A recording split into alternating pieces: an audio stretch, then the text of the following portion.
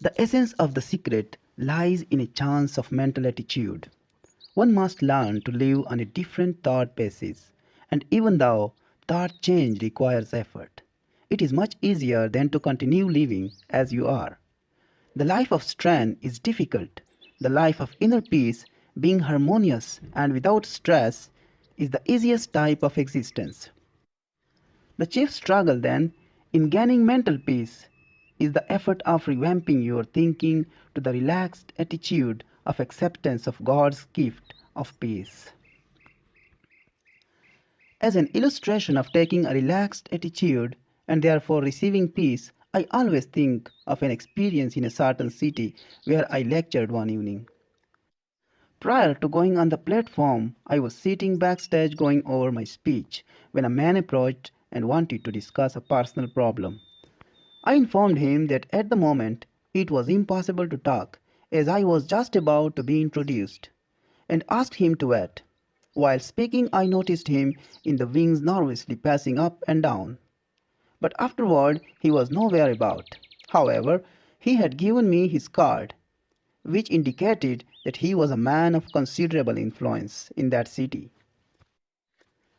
Back at my hotel, although it was late, I was still troubled by this man, so I telephoned him. He was surprised at my call and explained that he did not wait because obviously I was busy. I just wanted you to pray with me, he said. I thought if you would pray with me, perhaps I could get some peace. There is nothing to prevent us from praying together on the telephone right now, I said. Somewhat in surprise, he replied, I have never heard of praying on the telephone. Why not? I asked. A telephone is simply a gadget of communication. You are some blocks from me, but by means of the telephone we are together. Besides, I continued, the Lord is with each of us.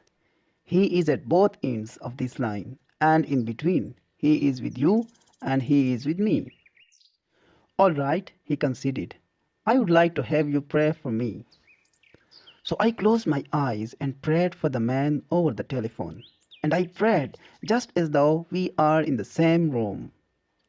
He could hear and the Lord could hear. When I finished, I suggested, won't you pray? There was no response. Then at the other end of the line, I heard sobbing and finally, I can't talk, he said. Go on, cry for a minute or two, and then pray, I suggested. Simply tell the Lord everything that is bothering you. I assume this is a private line, but if not, and if anybody is listening, it won't matter. As far as anyone is concerned, we are just a couple of voices. Nobody would know it is you and I.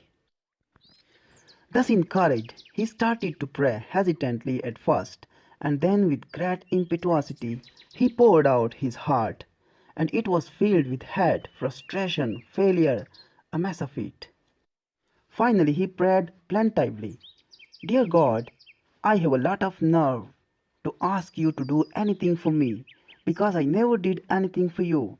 I guess you know what a no account I am, even though I put on a big front. I am sick of all this, dear God. Please help me. So I prayed again and asked the Lord to answer his prayer.